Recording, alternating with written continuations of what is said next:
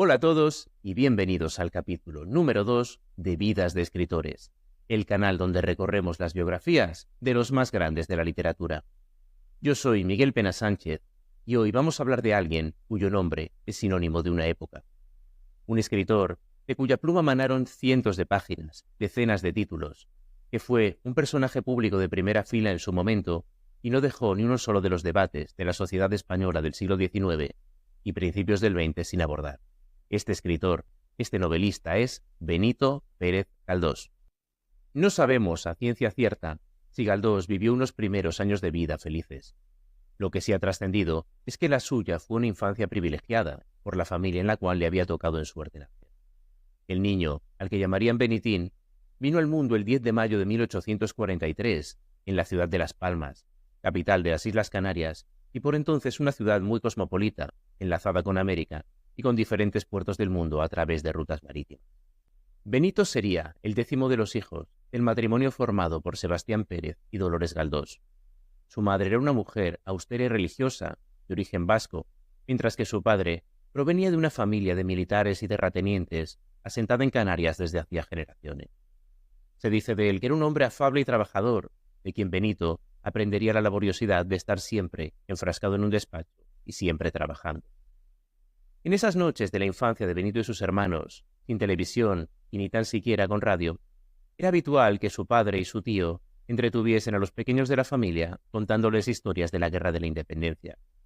Ese conflicto había tenido una gran importancia en la historia familiar, además de la nacional, pues allí, a Sebastián Pérez, le habían asignado como recompensa por sus servicios la finca del Lentiscal, en Las Palmas, donde la familia pasaba largas temporadas y donde se recluyó durante la epidemia de cólera de 1851, que asoló Gran Canaria y fue el primer acontecimiento histórico que le tocó vivir a quien posteriormente sería un gran cronista histórico. Galdós fue un alumno muy poco aplicado, pero muy brillante.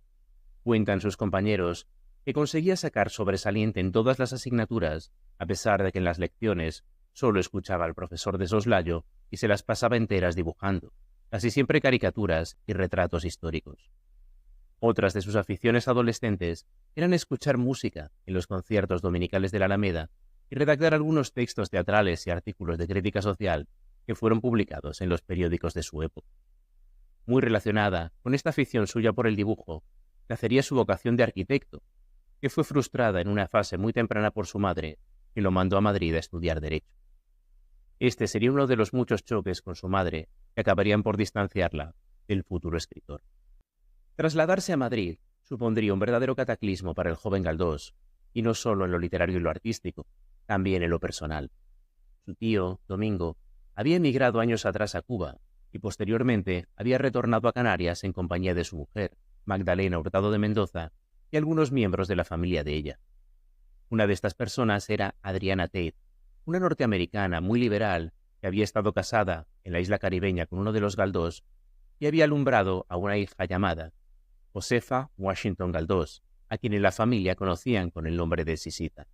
La familia de su tío se instala en un lugar llamado La Matanza, muy cercano a Las Palmas, y allí crea una casa muy particular, donde se bebía y se fumaba profusamente, incluidas las mujeres, y por supuesto, se debatía de todo sin ningún tipo de censura o de tapujo. Esto causaba una profunda conmoción en la sociedad canaria de su época, y entre ellos era desaprobado por Dolores Galdós, la madre de Benito, quien veía cómo su hijo frecuentaba La Matanza y además estaba perdidamente enamorado de su medio prima, Sisita.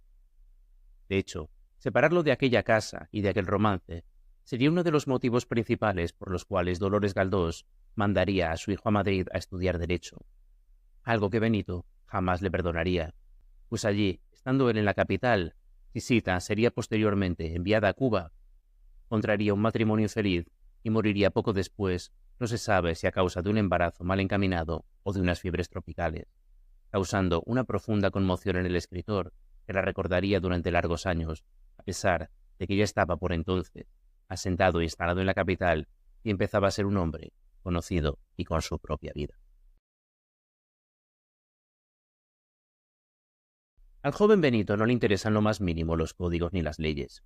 Consigue aprobar algunas de las asignaturas de Derecho, por ir a las clases solo como oyente, pero muy pronto empieza a trabajar y a labrarse otro tipo de vida. Madrid entonces vive una actividad política frenética. Son los años de Narváez, de O'Donnell, de Amadeo de Saboya, de la Primera República. El joven Benito quiere contemplar esa realidad en primera fila. Ese es el motivo por el cual empieza a trabajar como periodista. En Las Palmas había hecho algunas contribuciones a un medio llamado El Ómnibus, y en Madrid empezará a colaborar con otro medio llamado El Debate, del cual llegaría a ser director. El periodismo es por entonces una profesión muy poco considerada socialmente, mal pagada y muy poco profesionalizada, pero que al joven le ofrece la oportunidad que él tanto ansiaba, ver el mundo en primera fila y poder contarlo. El joven gacetillero tiene un salario muy escaso, pero consigue sobrevivir gracias a que a esa altura muchos de sus hermanos se han trasladado a vivir a Madrid y han fundado una casa en la capital, donde Benito vive. Por cierto, entre esa familia que se traslada de Canarias a Madrid no se encuentra su madre, de quien Benito ya se había distanciado como consecuencia del episodio de Sisita, y a quien dejaría de visitar incluso los veranos, donde empezará a acudir a Santander en lugar de a su isla natal de Gran Canaria.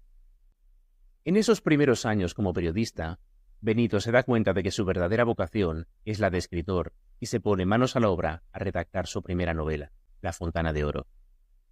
Esta obra verá la luz gracias a una donación generosa de su tía Magdalena Hurtado de Mendoza y será publicada en Imprenta Noguera. Después de La Fontana de Oro llega Trafalgar, el primer intento de trazar una novela histórica en la pluma de Benito, y le abrirá una vía para crear la más genial de sus obras, Los Episodios Nacionales. A lo largo de la década de 1870, Benito Pérez Galdós abandonará poco a poco el periodismo para consagrarse en exclusiva a la escritura.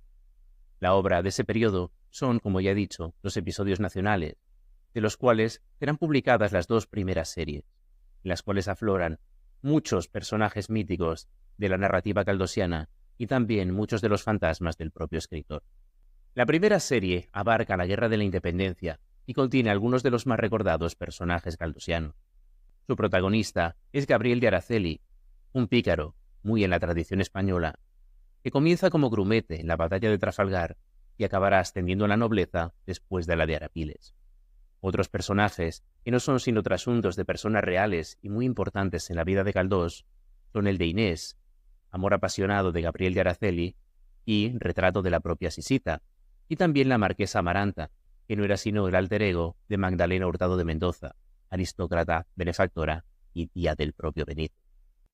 La segunda serie de Los Episodios Nacionales arranca cuando termina la guerra contra el francés y abarca hasta que empieza la Primera Guerra Carlista. Está también repleta de algunos de los personajes más memorables del escritor canario, como Genara de Barahona, que contiene el desequilibrio de la España de entonces entre tradición y modernidad, y también, por supuesto, Salvador Monsalud, que no deja de ser una encarnación literaria del propio Benito y que comparte muchos rasgos con él, entre ellos ser un hombre sumamente atractivo para las mujeres, pero también sumamente torpe a la hora de gestionar ese atractivo, y que por tanto terminaría siendo toda su vida un empedernido solterón. Esas dos primeras series de Los Episodios Nacionales convierten a Galdós en un escritor respetado y de éxito.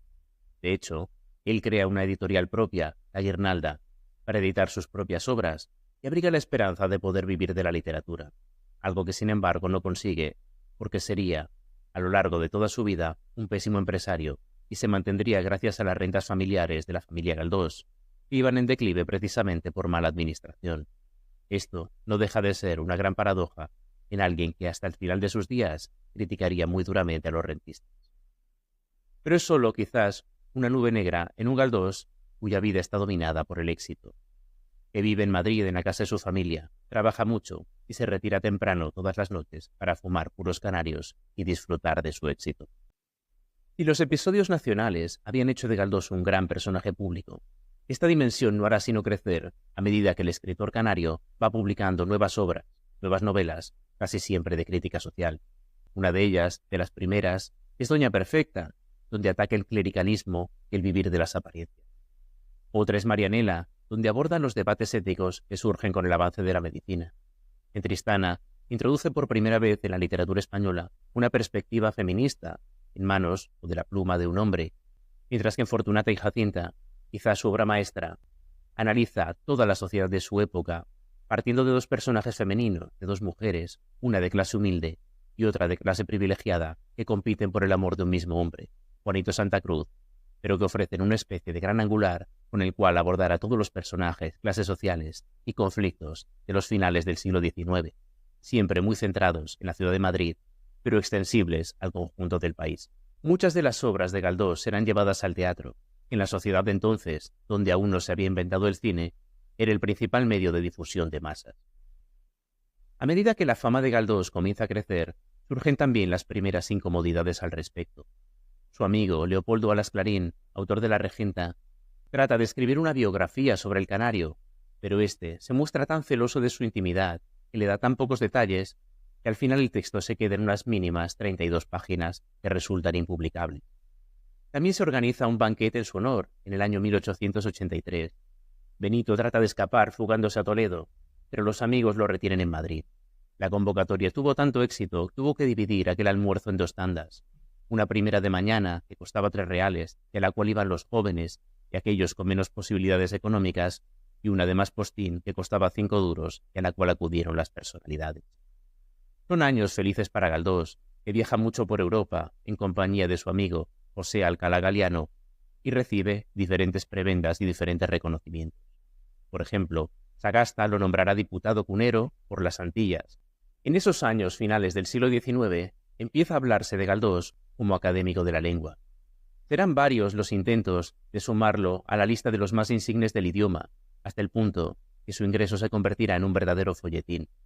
En 1888 se realiza el primer intento, pero por entonces la Academia, dominada por los conservadores, intervenida por el propio Cánovas del Castillo, rechazará incluir a alguien que es tenido por anticlerical y liberal. Años después, en 1894, la historia se repetirá, hasta que un trienio más tarde, en 1897, Galdós ingresa finalmente en la Academia Española de la Lengua y pronuncia un discurso que todavía hoy he recordado y que encaja mucho con su manera de narrar. Su título era La sociedad presente como materia novelable. Es curioso e irónico además que a Galdós le asignen el sillón N mayúscula, paradoja por los muchos noes que la Academia había pronunciado antes de su ingreso. En paralelo a la construcción de su personaje literario y político, esos años finales del siglo son también el periodo en el cual Galdós se consagra uno de sus empeños personales más arraigados, el construir una casa en Santander llamada San Quintín, de la cual disfrutará durante más de 2 décadas y que será su refugio predilecto, aunque a menudo tenía que trasladarse a Madrid para adaptar sobre todo textos teatrales con sus 2 actrices fetiche, María Guerrero y Margarita Xirgu, ambas muy radicadas y asociadas en el teatro español.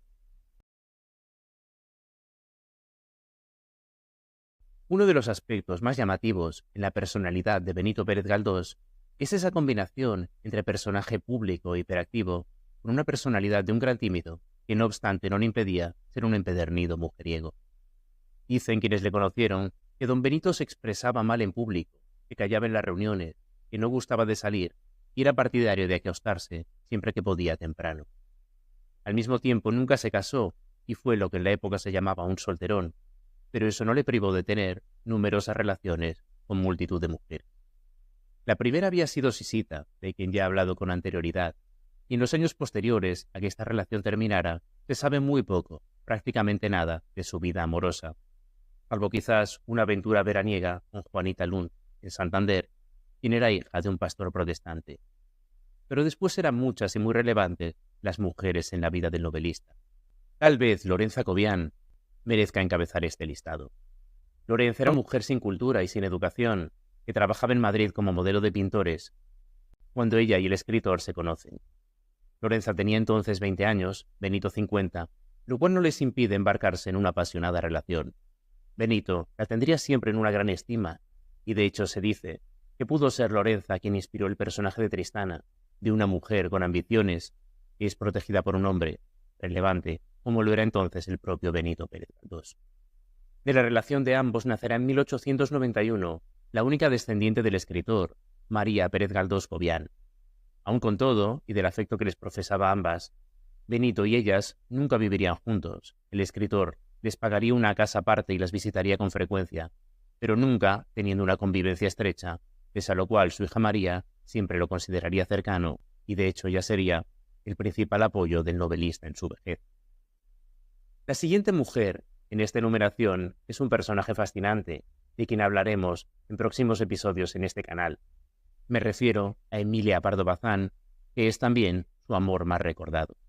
La condesa de Pardo Bazán era una aristócrata gallega que se había instalado en Madrid en uno de sus palacetes y ejercía el feminismo de manera práctica, es decir, demostrando que una mujer, con su solo talento y capacidad, era capaz de destacar en el ámbito que eligiese, en su caso la literatura, en el cual fue muy brillante.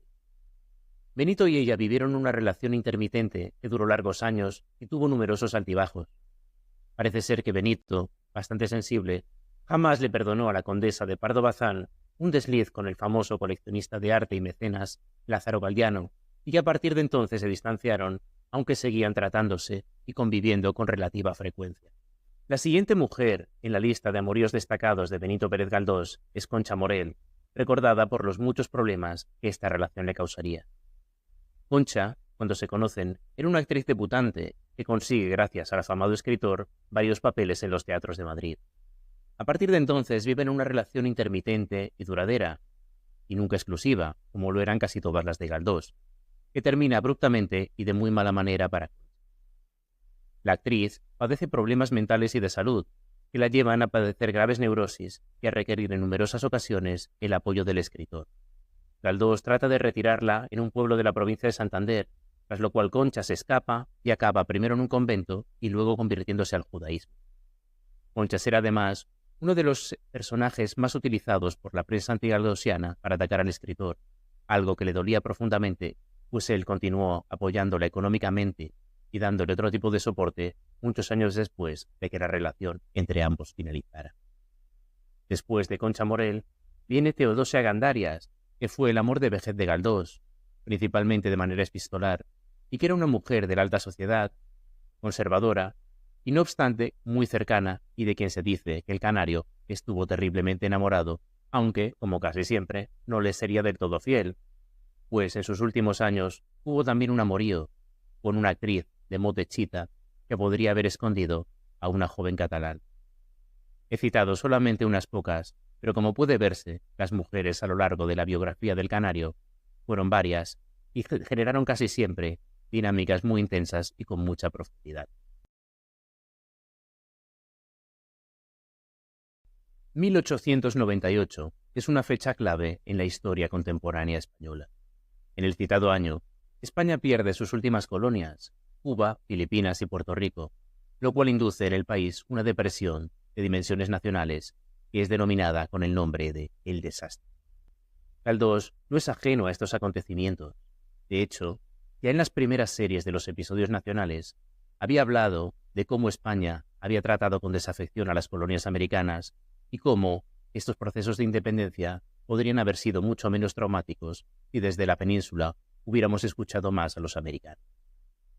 Tras la independencia de las últimas colonias, islas todas ellas, empieza a especularse también con una posible independencia de las Canarias, patria natal del escritor, lo cual le preocupa enormemente, pues él no era partidario de dicha ruptura. El parteaguas de 1898 traerá también un profundo cambio de actitud en el Galdós más político. Y durante la mayor parte de su vida había sido un centrista, un liberal progresista, que aborrecía los extremos, después de la guerra contra Estados Unidos, que él siempre calificó como inganable, empezará a decantarse cada vez más por las corrientes regeneracionistas.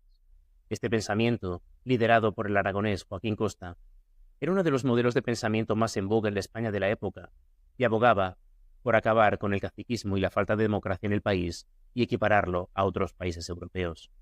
Precisamente un artículo de Benito, titulado The Kindheit Spaniels, en su edición original en Viena y en España como Los males del país, será el primer artículo donde Benito aborde estos temas y empieza a vincularse cada vez más con las corrientes regeneracionistas y a reunirse con escritores como Unamuno o Valle Inclán, que entonces eran los jóvenes representantes de estas corrientes.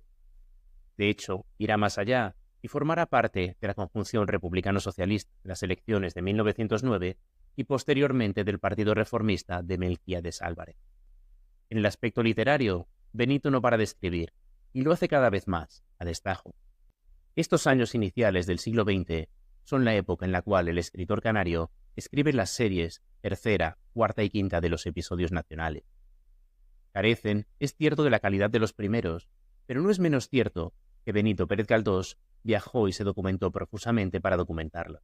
Recorrió todos y cada uno de los escenarios de las batallas y los principales acontecimientos, principalmente en la zona norte del país, País Vasco, Navarra y Cataluña, para poder documentar bien su obra. Y en sus viajes a París y por Europa, se reunía a menudo con una fuente increíble de información, una de sus amistades más paradójicas, la reina Isabel II, por entonces exiliada en la capital francesa. Como he dicho, estas últimas series de los episodios nacionales carecen del valor literario de las dos primeras, pero no por eso están exentas de mérito, y además se puede arguir que le dieron a Galdós el impulso necesario para escribir una de sus obras más notorias y más recordadas, El abuelo, que ha sido llevada al cine en numerosas ocasiones y que es también una de sus novelas más célebres. A lo largo de su vida, Benito Pérez Galdós alcanzó una notoriedad y una celebridad que no tenían parangón alguno con ningún otro escritor que España hubiera conocido hasta entonces. De sus libros se imprimieron decenas de miles de copias, y esto hubiera podido y debido brindarle una prosperidad económica interesante y que lo hubiera sustentado de una manera cómoda durante toda su existencia. Si no fue así, fue porque el canario era un pésimo empresario, un terrible gestor de su propio negocio, que no haría sino arruinarse una vez tras otra. La primera aventura empresarial de Benito Pérez Galdós será, en 1872, crear la editorial La Guirnalda.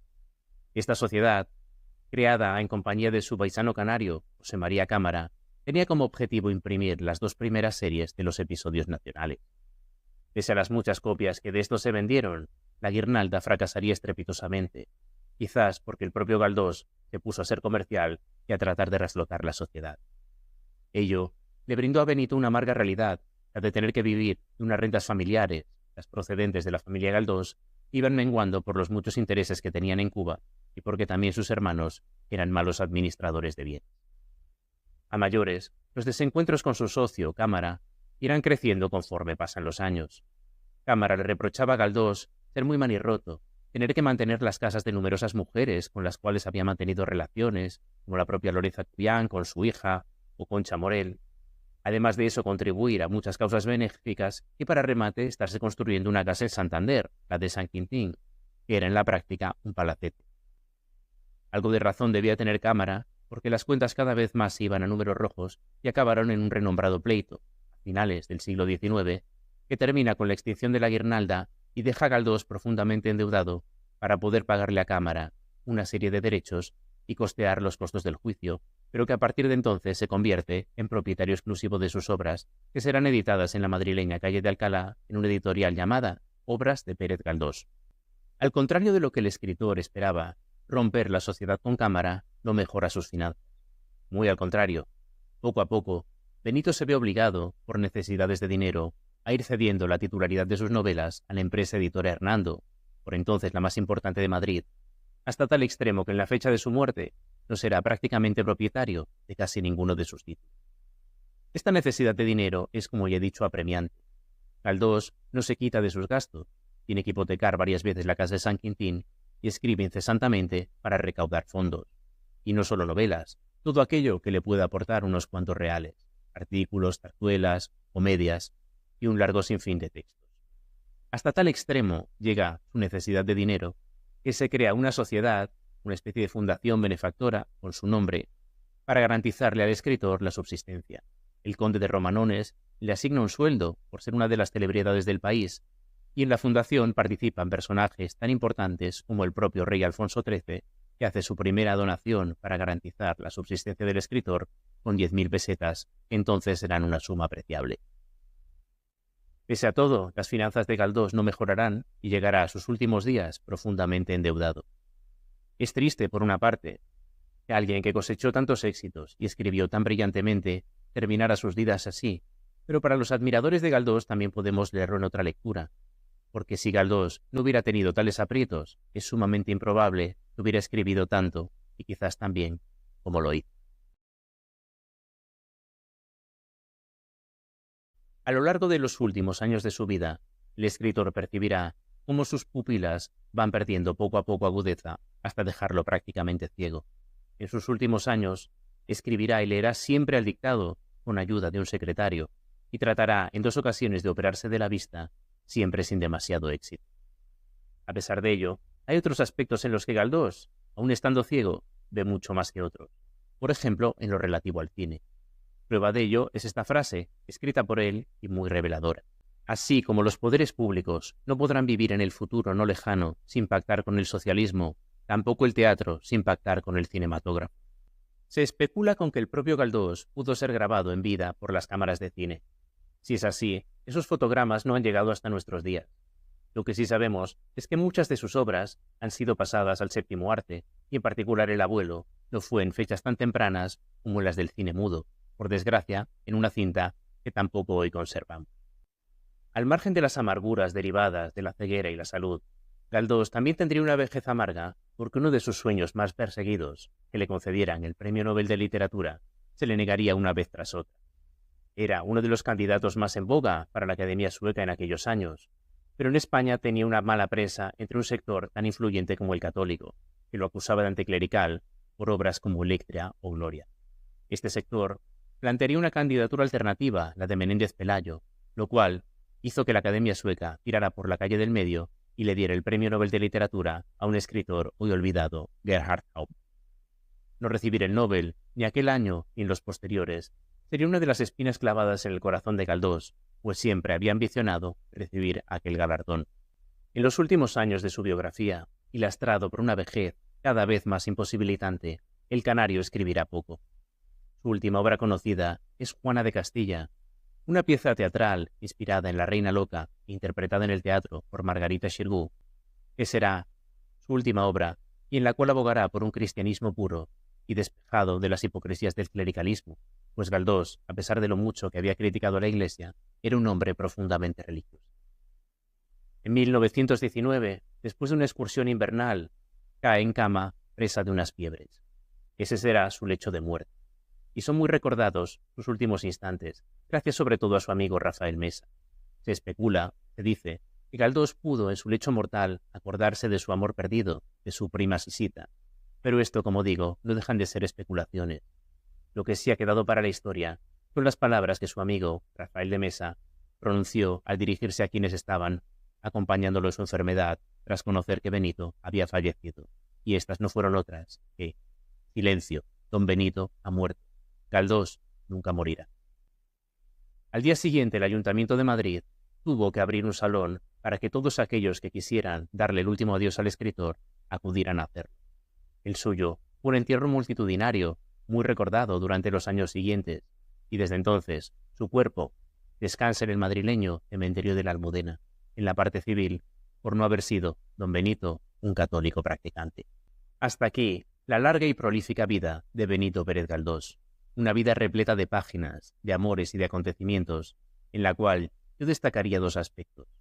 El primero, que fue capaz de crear personajes que trascendieron con mucho su momento histórico.